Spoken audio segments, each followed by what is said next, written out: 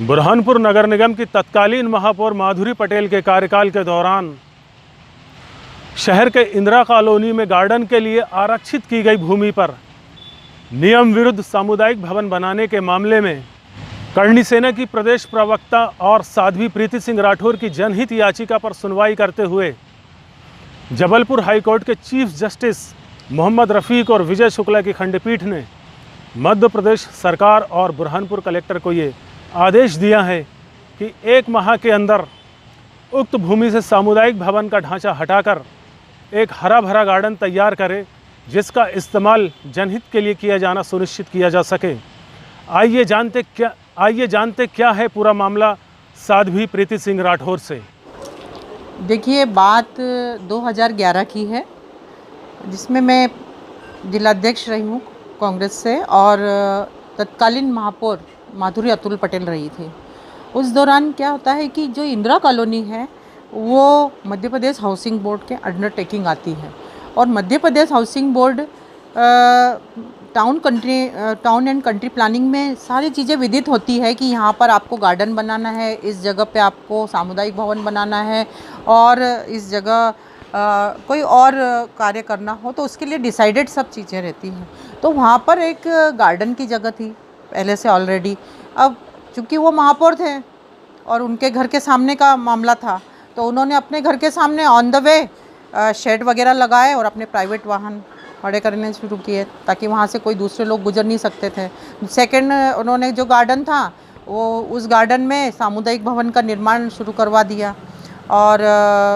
शुरू करवाया तो फिर वहाँ पर क्या है, जो वहाँ से लगे हुए घर थे उन लोगों को प्रॉब्लम थी। तो उन्होंने कहा कि हमारे बच्चे यहाँ खेल नहीं पाते हैं और यहाँ क्यों निर्माण करा रहे हैं, बच्चों को 10,000 स्क्वायर फीट ज़मीन है तो वहाँ पर क्या है कि खेलने के लिए ज़्यादा अच्छा है, न कि वहाँ सामुदायिक भवन की जगह कहीं दूसरी और डिसाइडेड थी, तो वहाँ बनाने का कोई औचित्य नहीं है। तो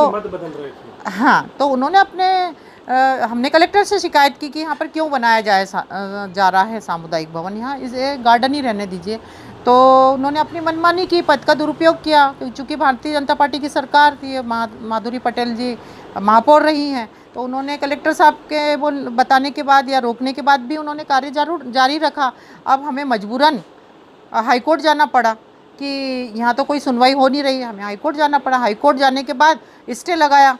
स्टे लगाने के बाद वहाँ पर शेड तुरंत हटाया गया, वहाँ पर हाईकोर्ट के द्वारा आदेश के माननीय न्यायमूर्ति साहब के आदेश से तो शेड तो तुरंत हटा लिया गया। उसके बाद जो बगीचा है उसका जो निर्माण रुकवाया गया तुरंत, और उसके बाद ये जो मैंने पिटीशन दायर की थी उसका फैसला आज 10 साल बाद आया है।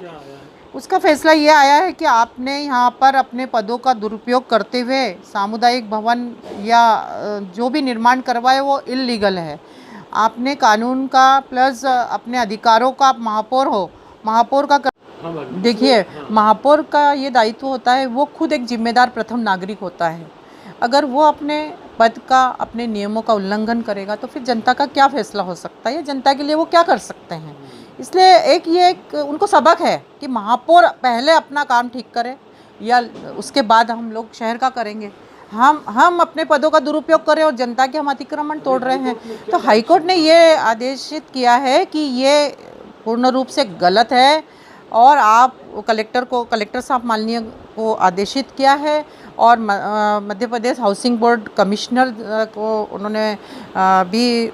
इंटीमेट किया है, plus urban administration and development department of Bhopal उनको भी उन्होंने इंटीमेट किया है और कलेक्टर साहब को उन्होंने आदेशित किया कि तुरंत 1 महीने के अंदर वहाँ पर मलबा भी हटना चाहिए, उसको डिमोलिश करिए और तुरंत वहाँ पर एक सुंदर सा बगीचा का निर्माण करें ताकि वहाँ के बच्चे खेल सके, वहाँ पर बुजुर्ग बैठ सके, महिलाएं बैठ सके और एक स्वच्छ वातावरण का, आज ऑक्सीजन की भी बहुत ज़रूरत है हमें, तो वहाँ पर एक प्लांटेशन का एक